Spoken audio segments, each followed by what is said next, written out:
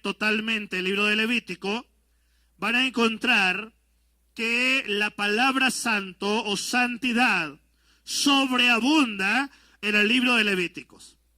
Pero hay una expresión que aparece muchas veces en Levítico que dice, porque yo soy santo. Partamos de esto.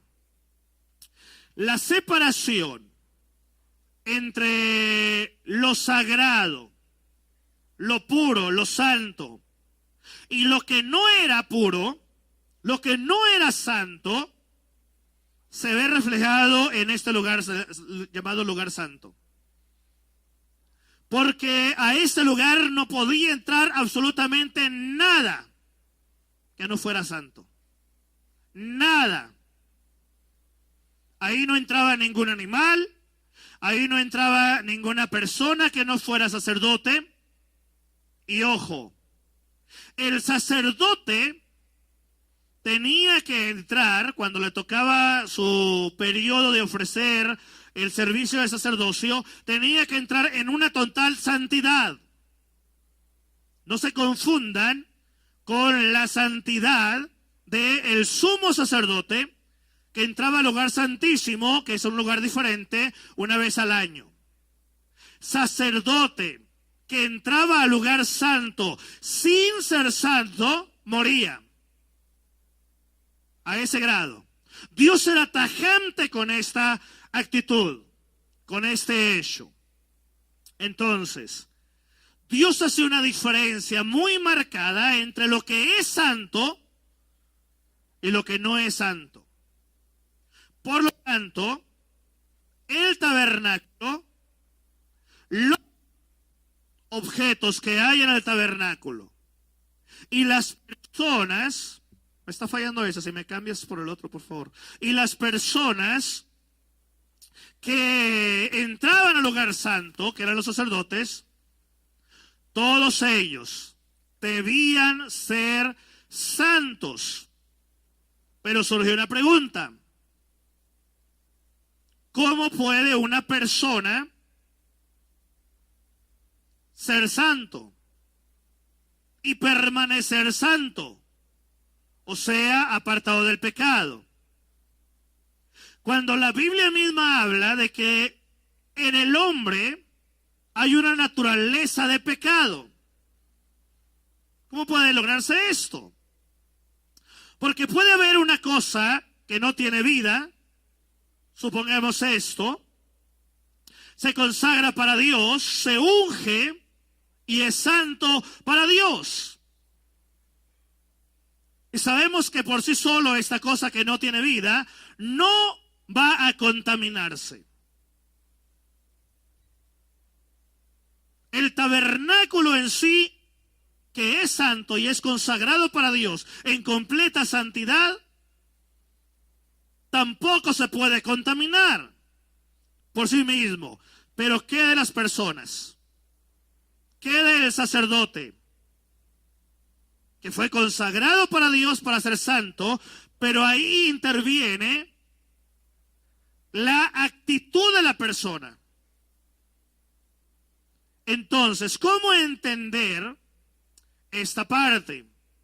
¿Cómo es posible que personas que por tendencia natural son pecadoras y profanas sean elevadas a este nivel de santidad? Bueno, la respuesta natural, pudiéramos decir, o la respuesta humana, es que una persona se puede mantener santo por voluntad propia, por esfuerzo propio. Pero, ¿será realmente posible eso? Gracias. ¿Será realmente posible que una persona que ha sido dedicada para Dios permanezca santo siempre, por más que lo desee, por más que se esfuerce? De alguna manera, mis hermanos, el problema es que ni siquiera la voluntad humana está exenta de profanación hasta ese grado. Aún la voluntad humana, hermanos, puede caer en pecado. Por eso la santidad no es posible. La santidad no es posible a través de un deseo personal. ¿Cuántas veces he escuchado yo a personas que quieren ser santos y no pueden? Que se esfuerzan al máximo, pero no logran mantenerse. ¿Cuántas veces he escuchado yo a personas orar pidiendo que Dios les ayude porque quieren apartarse del pecado? Pero resulta que en el momento menos pensado, la persona vuelve a caer en las garras del pecado. Entonces, la respuesta no tiene que ver con el esfuerzo propio, o solamente por desearlo, o anhelarlo, o esforzarse humanamente. La respuesta de Dios a esta pregunta resulta que es el tabernáculo mismo, donde Dios va a proveer el medio para que lo que humanamente es imposible sea posible, bajo la dirección y bajo el poder absoluto de Dios. Lo que el hombre no puede lograr por sí mismo, por más que se esfuerce, Dios te da un mensaje a través del tabernáculo. Dios dice, yo lo hago posible. Lo que tú no puedes hacer, dice Dios, yo lo puedo hacer. Porque no tiene que ver con cuestiones de la voluntad, tiene que ver con cuestiones de un acercamiento a Dios. En otras palabras, si esto ha sido santo, consagrado para Dios, no significa que por el solo hecho de llegar y tocarlo, la santidad de esto me la va a pasar a mí. Pero sí significa que el pecado que yo traigo, por el solo hecho de tocarlo, si le transmito el pecado. Y eso es algo bien interesante que Dios habla en el Antiguo Testamento, principalmente en el libro de Levítico. El punto es que el hombre no puede vivir en santidad a menos que esté en la presencia de Dios. Si el hombre se aparta de Dios, el pecado vuelve a ser presa del hombre. Por eso dice la Biblia, el león, refiriéndose a Satanás, anda como león rugiente, o el diablo, mejor dicho, anda como león rugiente, buscando a quien devorar. El concepto que tenemos de devorar nos da la idea de un león, como lo describe la Biblia, que agarra la presa y la despedaza y se la come. Pero en el sentido espiritual, obviamente tiene que ver con eso, pero esto va un poco más allá. En el sentido espiritual habla de que el diablo anda buscando alrededor a ver a quién va a contaminar. ¿Por qué? Porque el que el hombre esté contaminado con el pecado implica que ya no tiene acceso a la presencia de Dios. Ya no tiene la oportunidad de poder disfrutar plenamente de la gracia, del amor y del poder de Dios. Ni en el presente y mucho menos en la eternidad. Entonces, la respuesta que Dios da de cómo el hombre, hablando de los sacerdotes, podían entrar y en santidad tener la comunión con Dios y ejercer el oficio de sacerdotes, intercediendo por el pueblo ante Dios, implica que la respuesta que Dios da no es el hombre mismo. La respuesta que Dios da es el tabernáculo. Dice, yo hago posible eso.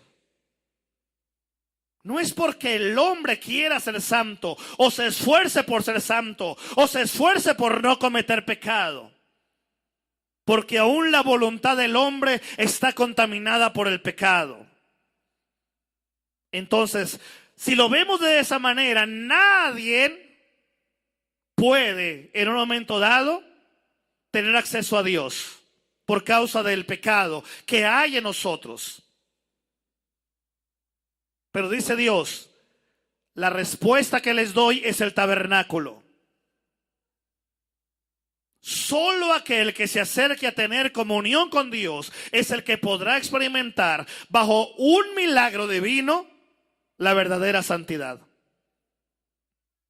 Es estando con Dios, hermano. Por eso dice la palabra, separados de mí, dice Jesús, nada pueden hacer. Y Dios nos habla, dice, que debemos ser santos, dice, porque Él es santo.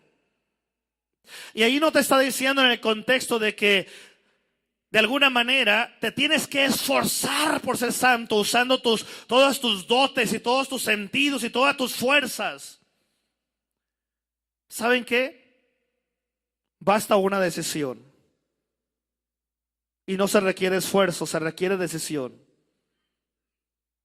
Se requiere la decisión de acercarse a Dios y permitir que Él te perdone y te limpie de todo pecado.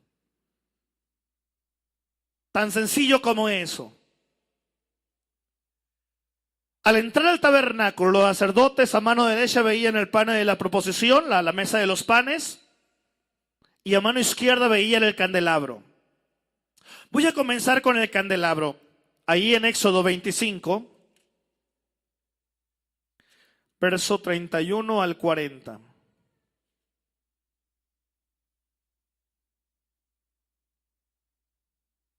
El candelero de oro, o candelabro, como le quieras llamar.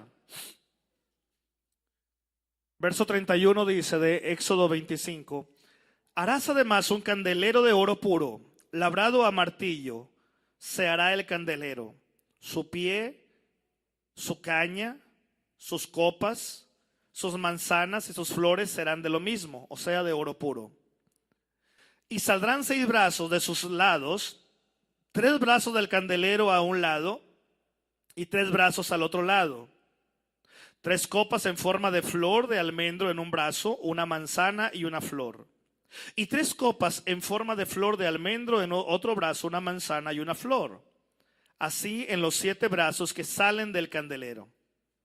Y en la caña central del candelero 4 copas en forma de flor de almendro, sus manzanas y sus flores. Habrá una manzana debajo de 2 brazos del mismo, otra manzana debajo de otros 2 brazos del mismo, y otra manzana debajo de los otros 2 brazos del mismo. Así que los 6 brazos que salen para los 6 brazos que salen del candelero. Sus manzanas y sus brazos serán de una pieza. Todo ello una pieza labrada a martillo, de oro puro. Y le harás 7 lamparillas, las cuales encenderás para que alumbren hacia adelante. También sus desfibriladeras y sus platillos de oro puro. De un talento de oro fino lo harás con todos estos utensilios. Mira y hazlo conforme al modelo que te ha sido mostrado en el monte. El candelero o candelabro. Resulta que este candelero o candelabro viene a ser el símbolo de Israel. Se vino a convertir en el símbolo del pueblo de Israel. Ahora yo veo que en muchos lugares lo tienen hasta de adorno, ¿verdad? O una figura de eso. Y le ponen velas y no sé qué tanto. Seguramente estamos ante el objeto más universalmente conocido de todos los tiempos. La pieza más famosa aún del tabernáculo mismo. Y se ha convertido en el símbolo de Israel. Y este símbolo es reconocido aún por los pueblos paganos que no conocen a Dios y que no saben de la historia del pueblo de Israel, pero que identifican el candelero con el pueblo de Dios. Ahora, doy este dato para que te vaya dando una idea de lo que implica el candelero dentro del tabernáculo. Resulta que este candelabro fue hecho de oro puro. Para que se den una idea, pesaba alrededor de unos 30 kilogramos. Imagínate nada más. Una pieza de 30 kilos de oro puro.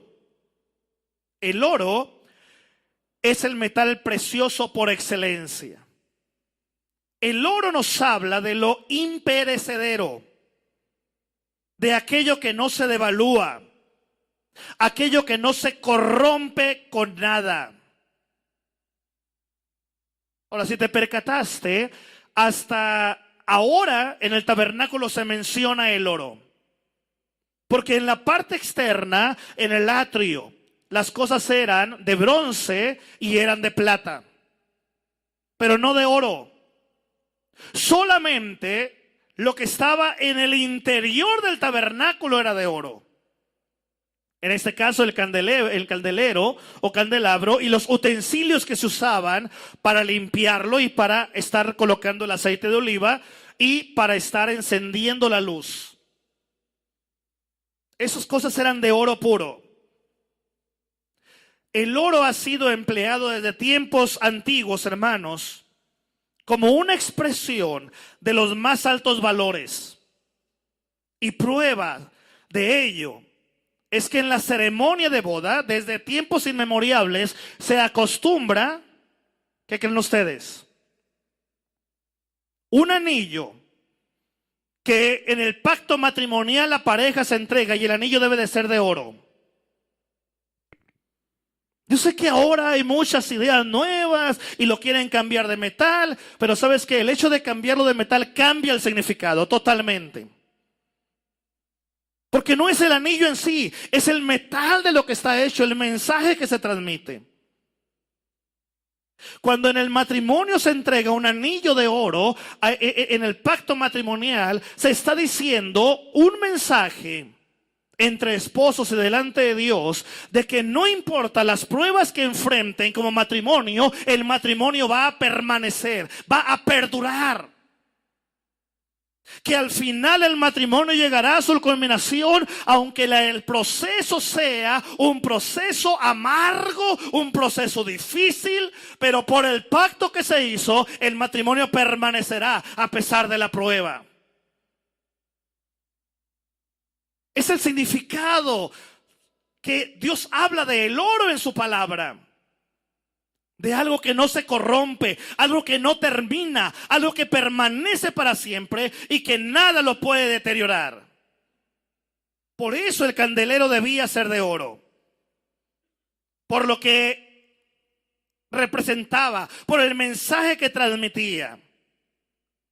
Un mensaje que habla acerca de que no importa lo que venga, el candelero iba a estar vigente, iba a estar presente, iba a mantenerse firme, dando el mensaje para lo cual fue edificado.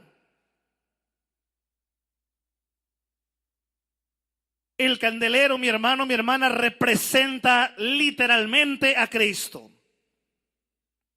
Les dije hace un momento que al no ver ventanas en el lugar santo, de hecho ni en el lugar santísimo había, al no haber ventanas en el lugar santo, era un lugar totalmente oscuro.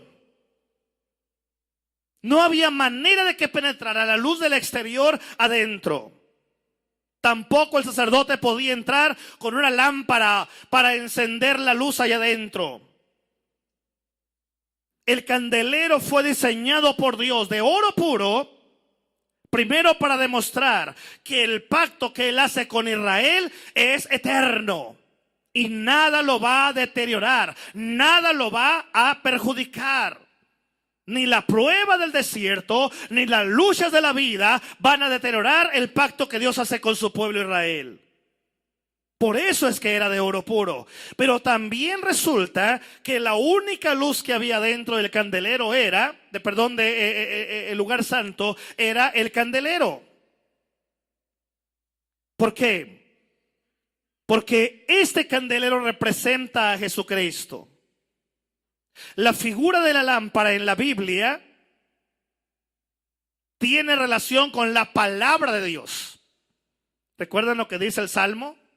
Lámpara es a mis pies tu palabra y lumbrera a mi camino. A través del candelero Dios no solo da el mensaje a Israel de que el pacto que Él hace es eterno y nada lo va a echar a perder, sino que también a través del candelero Dios da el mensaje de que Él está transmitiendo su mensaje directo al pueblo de Dios. Es muy apropiado pues que este objeto represente a Cristo. Porque al igual que el oro puro, dice la Biblia que Jesucristo es el mismo ayer, hoy y por los siglos. No se deteriora. No hay nada que empañe el nombre de Cristo, la imagen de Cristo. Otra característica del candelero es que estaba labrado a martillo, lo que significa que era una pieza original, una pieza única. Ustedes probablemente han escuchado ya o han visto por ahí la manera como se forman figuras de metales.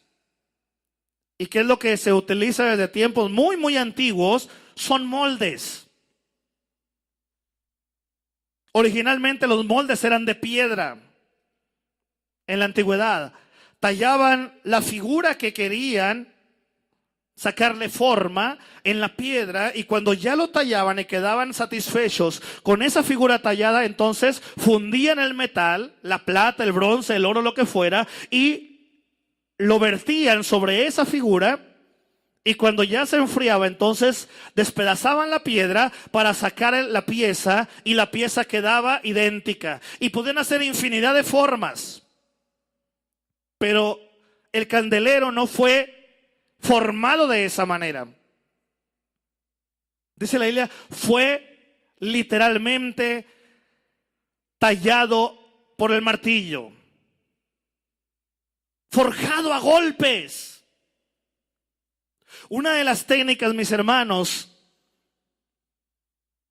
que nos habla de todo esto, que es la fundición y que es la forma que le dan vida o le dan forma a las cosas. Resulta que una pieza la pueden hacer en serie, pero el candelero no. No había manera de hacer el candelero en serie. Debía ser una pieza única. Por el mensaje que transmite. ¿A quién representa el candelero? A Cristo. ¿Y qué dice la palabra de Dios con respecto a Cristo? Que solamente hay uno. Que no hay muchos Cristos. Solamente hay uno. El que murió en la cruz del Calvario, y no hay otro. Por eso dice la palabra, en ninguno otro hay salvación. Podrá haber infinidad de imitaciones, pero solamente hay uno que es único. Y no hay manera de tallarlo para que lo hagan en serie. Otra vez vemos aquí la imagen o la figura de Cristo en el candelero. Dice la Biblia que Él es el unigénito del Padre en Juan 1:18. Es decir, que Cristo es alguien sin comparación, de categoría única, sin posibilidad de tener duplicados o copias imitadoras. Esta singularidad excluye cualquier intento de introducir sustitutos o réplicas, porque Cristo es incomparable. El candelero, mi hermano, es figura de Cristo y nos enseña que Él, o sea Jesucristo, es como una luz en medio de la oscuridad. La única luz que puede haber en medio de un mundo lleno de oscuridad, lleno de maldad. Y que al igual que el candelero era perfecto, Cristo es perfecto. A través del candelero Dios está dando un mensaje al mundo entero. Y el mensaje es: mi pacto es eterno. Mi pacto es único. Y a través de este pacto te doy un mensaje de que te amo por sobre todas las cosas. Y a través de este pacto y a través de este candelero te doy el mensaje que nada va a impedir que cumpla la palabra. Por eso, mi hermano, el candelero es figura de Cristo. El hecho de que esté labrado a martillo, hermanos, y que represente a Cristo, nos habla del trato que el Padre tuvo que usar Fíjate bien, para preparar a su hijo para la obra de salvación. Para que el candelero fuera preparado para hacer la función correcta de dar un mensaje directo al pueblo de Israel y al mundo entero. Resulta que ese candelero tuvo que ser forjado, ¿de qué manera? Golpe tras golpe, tras golpe, tras golpe, tras golpe. Hasta que se formara la figura. Y a través de este mensaje Dios está diciendo: de la misma manera voy a preparar a mi hijo unigénito para que esté listo para la obra de salvación. Las pruebas, los sufrimientos y tentaciones por las que él tenía que pasar fueron los métodos escogidos por Dios para perfeccionar a su hijo. ¿Te quejas tú de las pruebas que tienes? Te garantizo que no has experimentado ni una décima parte de las pruebas que Cristo vivió en la tierra para prepararse para morir por ti en la cruz. ¿Te quejas de los sufrimientos que tienes? Ahí te va. No has sufrido ni una décima parte de lo que Cristo sufrió estando aquí en la tierra para estar listo y morir por ti en la cruz del Calvario. ¿Te quejas de las tentaciones? Y que a veces tan fácilmente caemos en ellas. Cristo también enfrentó tentaciones. ¿Recuerdan en el desierto? Y el ataque, Satanás no se midió. No envió demonios para atacarlo. Él mismo fue a atacar al Hijo de Dios. Resulta que todo eso, las pruebas, los sufrimientos y las tentaciones fueron los métodos que Dios usó para hacer la función ¿de qué?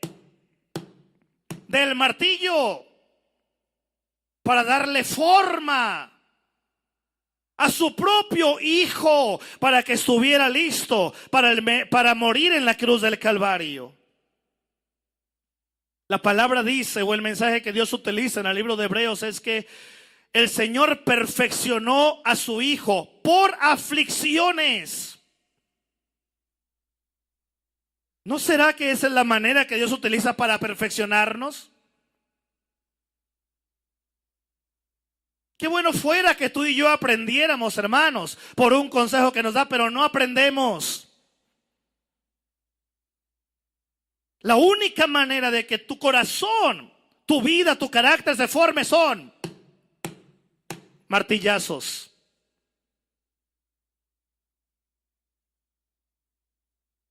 No hay otra forma. Decía en la antigüedad, darnos contra la pared. Porque a veces, hermanos, nosotros no aprendemos de las lecciones del pasado. Qué bueno fuera que aprendiéramos. No nos queda más que experimentar por nosotros mismos. Ahora bien, es necesario entender correctamente lo que significa en el sentido bíblico la palabra perfeccionar. Por favor, no la confundan con el perfeccionar que hablan los diccionarios en la actualidad. No tiene nada que ver con la mente de Dios, con el corazón de Dios. El hecho de que la Biblia habla de que el Padre preparó a su Hijo a punta de martillo, con aflicciones, con pruebas, con sufrimientos, para que estuviera listo para perfeccionar a su Hijo, no significa que Cristo no era perfecto antes. Él siempre ha sido perfecto. Dice la Biblia que en Él nunca ha habido pecado. Significa que solo tras ser sometido a las aflicciones alcanzó la perfección. De la misma manera que el oro del candelero puro alcanzó la perfección hasta que pasó por el martillo. Díganme una cosa, ¿de qué estaba hecho el candelero? De oro puro. ¿Quiere decir que el oro no era puro hasta que se hizo candelero? No, hermanos, ya era perfecto, ya era oro puro. Como Cristo ya era perfecto, ya era oro puro, aún desde antes de venir a la tierra. Entonces, ¿qué mensaje está transmitiendo Dios a través de forjarlo con el martillo? Que después de pasar por el martillo, el candelero, y se le dio la forma de candelero, ahora estaba perfeccionado para cumplir la función específica. La función de alumbrar, de dar el mensaje, de demostrar lo que Dios quería tratar a través de eso. Entonces, la perfección de Cristo, hermanos, no significa que Él no era perfecto y Dios lo quería perfeccionar. Ya era perfecto aún desde antes de nacer. Significa que Dios lo estaba moldeando para ser idóneo, para poder tomar el lugar del Cordero y morir en la cruz del Calvario. Lo que esas pruebas que Él vivió contribuyeron a demostrar que Él era totalmente apto para realizar la obra de salvación por todos nosotros. De alguna manera, mis hermanos, a través de sus sufrimientos, no solamente Dios lo empezó a formar y hacerlo idóneo como el candelero para cumplir la función de sacrificio, para dar el mensaje de eterna salvación, sino que también a través de forjarlo de esa manera, en su cuerpo, en su carne, Él estaba de alguna manera aprendiendo a experimentar lo que experimenta el hombre. Porque ¿quién fue el que murió en la cruz del Calvario? Sabemos que fue Cristo Jesús. Pero ¿quién fue el que derramó la sangre? ¿El Cristo Dios o el Cristo hombre? ¿Quién tenía que ser perfeccionado en ese sentido? El hombre. Y aún así no se halló pecado en él, porque él era perfecto. Del libro de Hebreos capítulo 5, versos 8 y 9 aprendemos y nos dice: y aunque era hijo, me encanta esta palabra, aunque era hijo, por lo que padeció, aprendió la obediencia. Y habiendo sido perfeccionado, vino a ser autor de eterna salvación para todos los que le obedecen. ¡Qué tremendo, hermanos! Por lo que padeció, dice la palabra, aprendió la obediencia. Cristo era obediente por naturaleza porque Él es Dios, pero como hombre aprendió la obediencia. Algo que tú y yo tenemos que aprender, mi hermano. El tiempo que Dios nos presta de vida es para que aprendamos la obediencia. Yo no sé qué pensar a veces. A veces quisiera creer que Dios no me ha llamado a su presencia porque aprendí la obediencia hace mucho tiempo, pero quiere que la demuestre. Pero digo, yo creo que no es por ahí, Señor. Yo creo que lo más lógico sería pensar que Dios no me llama a su presencia porque todavía no he aprendido la obediencia. Todavía estoy en el proceso del martillazo. Mi hermano, ¿quieres una buena noticia? Todavía tu vida está en manos de la persona que le da forma al metal.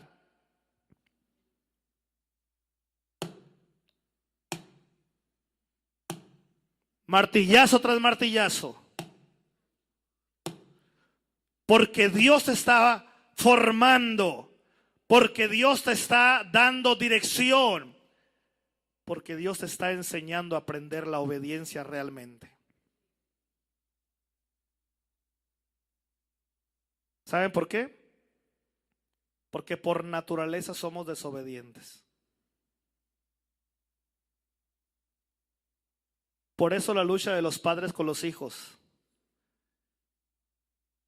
Y hay hijos que, ay Señor, ¿cuándo aprenderán la obediencia? Y pasan los años y parece que se hace peor, ¿verdad?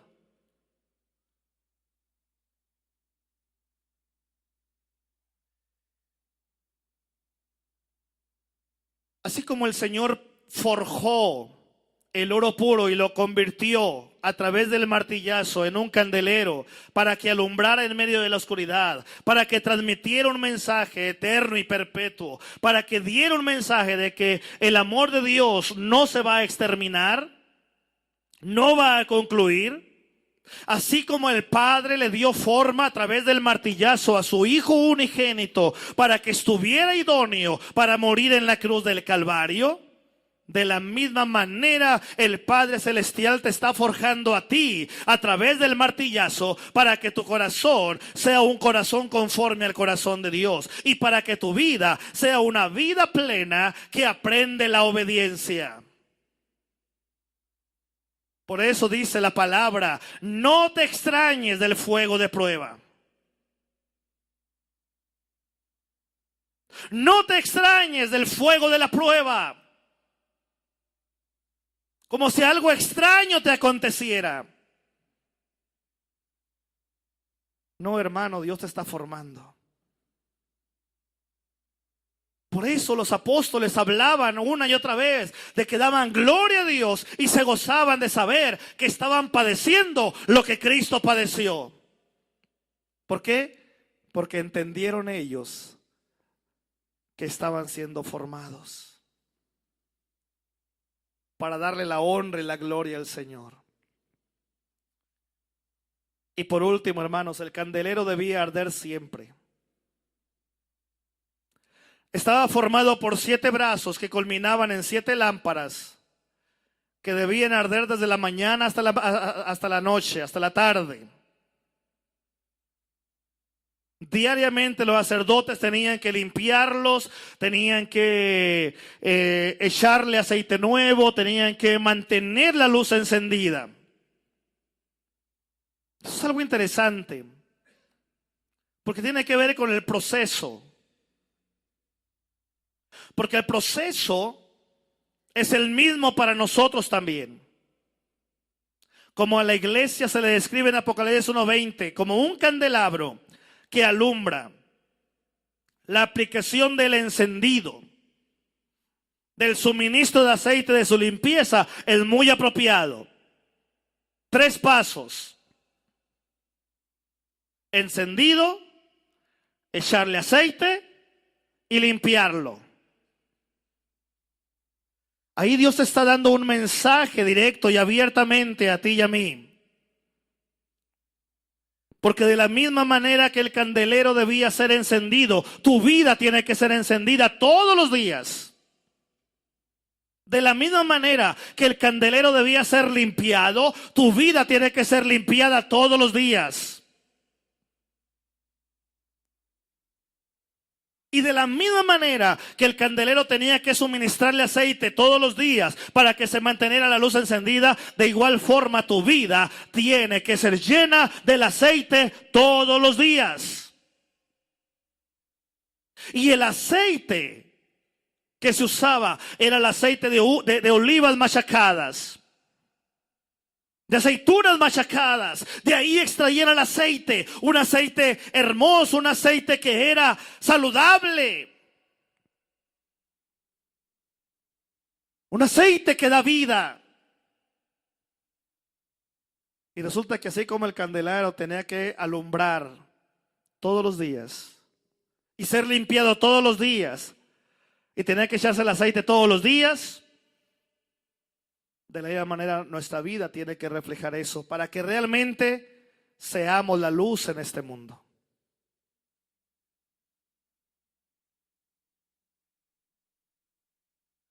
La idea de que el pueblo de Dios tiene que ser lleno del aceite como símbolo del Espíritu Santo no es algo nuevo vaya del Nuevo Testamento, vaya la expresión. Es algo que viene desde la antigüedad. Ya el profeta Zacarías capítulo 4 habla acerca de la llenura del Espíritu, de ser llenos del aceite, de la unción de Dios. En el Nuevo Testamento se alude a los cristianos como la luz del mundo. ¿No dice eso el libro de Mateo? Que tú y yo somos la luz del mundo, cuyas lámparas deben ser encendidas. Y de la misma manera que el ministro del santuario, o sea, el sacerdote, era encargado de encender la lámpara del candelero, así es la tarea del evangelio de Jesucristo, de la palabra de Dios, del mensajero de Dios, el llevar a un punto al pueblo del Señor a que su iglesia se mantenga pura, a que su iglesia se mantenga llena del Espíritu y su iglesia se mantenga encendida las 24 horas del día para que alumbre en medio de la oscuridad. Por una sencilla razón, hermano. Porque ahora Cristo Jesús refleja su luz a través de nosotros, su iglesia. Las lámparas, si se percataron en la lectura, debían alumbrar hacia adentro, no hacia atrás, a fin de iluminar los objetos del tabernáculo. Entonces la luz de la lámpara no era para que estuviera restringida, sino para que alumbrara a otros. Y esa es la tarea de la iglesia: alumbrar en el lugar donde Dios la ha puesto. Alumbrar en cada hogar, en cada barrio, en cada trabajo, en cada lugar donde estemos.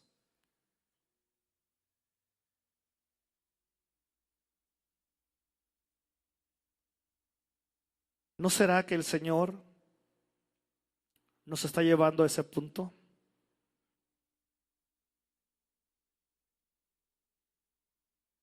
¿No será que el Señor nos está enseñando a través de esta palabra que así como Él forjó a golpe de martillo el oro puro para convertirlo en candelero y cumpliera una función específica, y que de la misma manera a punta de martillo forjó a su Hijo unigénito para que aprendiera la obediencia y fuera idóneo para morir en la cruz del Calvario, cumpliendo de esta manera un objetivo específico? ¿No será que el Señor está dando un mensaje a la iglesia?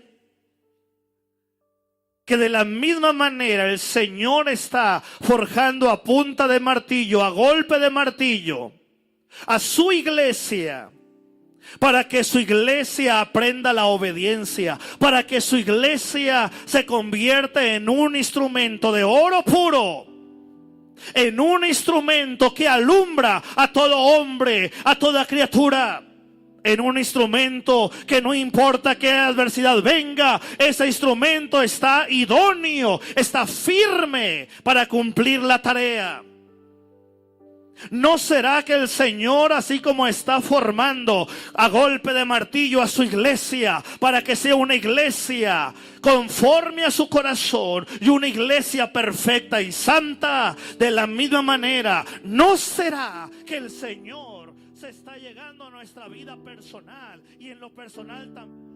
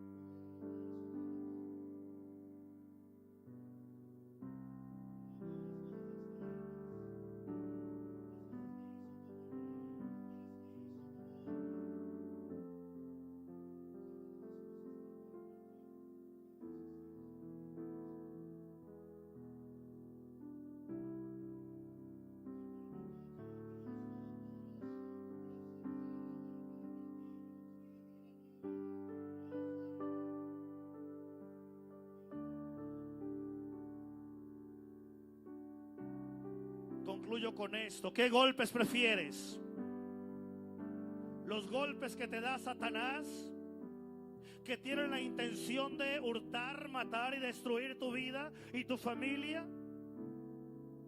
¿O prefieres los golpes que te da el martillo de Dios, que te está formando y preparando para que seas un instrumento para honra y gloria,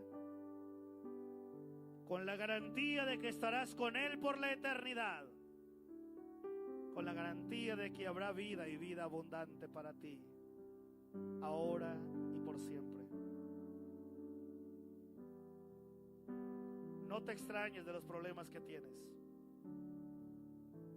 Al contrario, dale la honra y la gloria a Dios, porque al igual que un día el Señor forjó con golpes,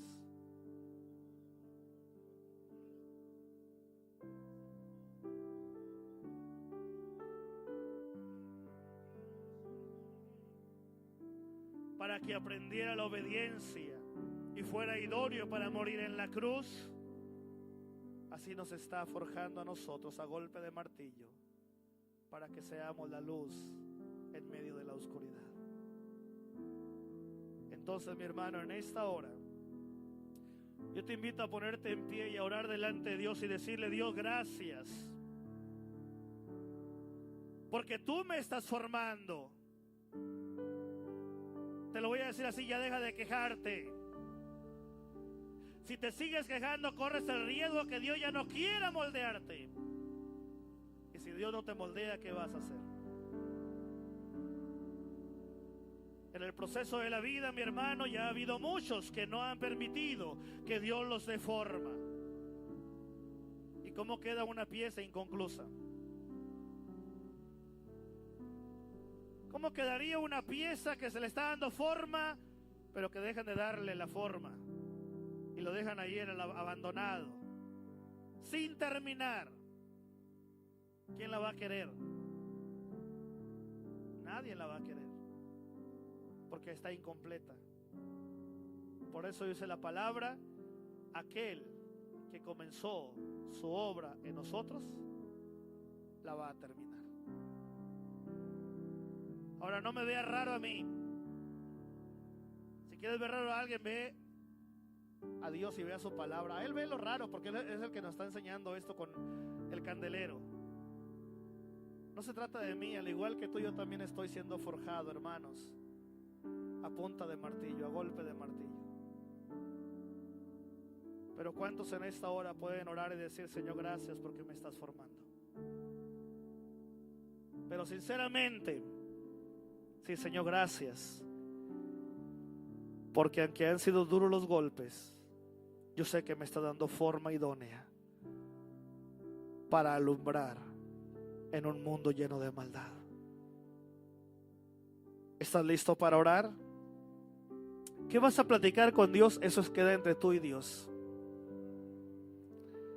Pero yo te aconsejo que platiques con Él en esta mañana y le digas: Señor, dame forma. Ayúdame a aprender la obediencia, Señor. Ayúdame a comprender que tú me estás dando la oportunidad de una vida maravillosa, de una vida dicha.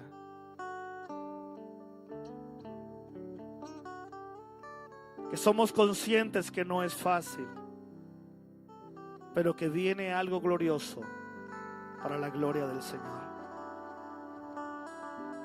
¿Pudiéramos entonar un cántico y no solo la música? Así bajito, y empieza a orar, mi hermano, en esta hora. Eres tú y eres Dios. Santo eres, mi Dios.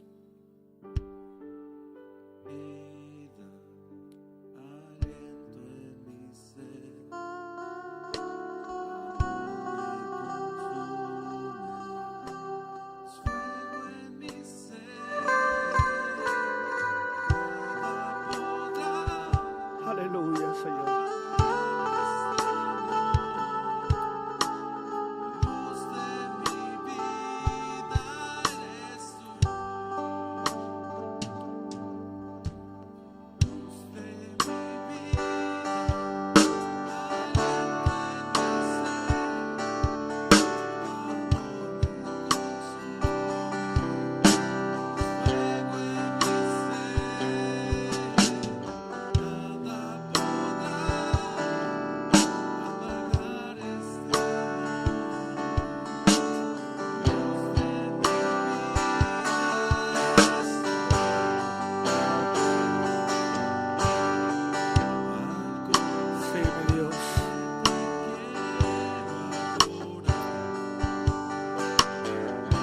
Aquí estamos delante de ti, mi Dios. Gracias porque a través de tu palabra nos das un mensaje glorioso. Un mensaje que nos aclara muchas cosas. Un mensaje que habla de tu santidad, de que tú mantienes tu pacto y nada lo destruirá, ni la prueba, ni la adversidad, ni el sufrimiento. Que así como moldeaste el oro puro para formar el candelero, de la misma manera formaste a golpe de martillo a tu Hijo unigénito, y aprendió la obediencia por aflicciones para ser idóneo y morir en la cruz del Calvario. De la misma manera, oh Dios, has formado a tu iglesia a través de los años con el martillo y con el golpe de martillo, para que la iglesia sea limpia, para que la iglesia esté lista para recibir el aceite de la unción, y de esta manera poder verdaderamente alumbrar en medio de la oscuridad. Asimismo, Dios, nos estás formando a nosotros. Personalmente nos está dando forma con golpe de martillo, para que nuestro carácter sea moldeado y sea idóneo para servirte y agradarte, para que verdaderamente, oh Dios, estemos listos para alumbrar en medio de tanto pecado que hay en nuestras casas, que hay en el ambiente donde trabajamos, que hay en la ciudad donde vivimos. Oh Dios, has llamado a tu iglesia y a tu pueblo para alumbrar y para dar el mensaje de la vida eterna. Pero si tu pueblo no es santo, entonces ¿qué mensaje está dando? Perdónanos, Señor, si no hemos permitido que la lámpara en nuestra vida o en la iglesia sea limpia. Pero debe llegar el momento de limpiar esas lámparas para que el aceite fluya, porque ya dejó de fluir en algunos que solamente piensan en ellos mismos y que no buscan tu rostro y no alaban tu nombre. Y en lugar de dar luz, empiezan a ser piezas de Satanás, que solo critican, murmuran, que no hablan la palabra de verdad. Padre, en el nombre de Cristo, aquí estamos delante de ti.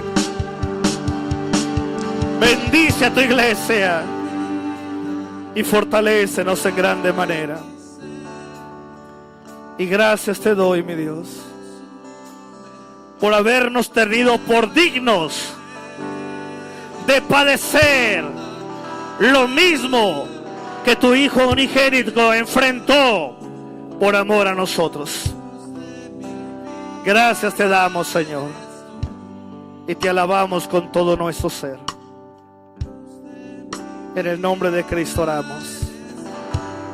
Amén, Señor.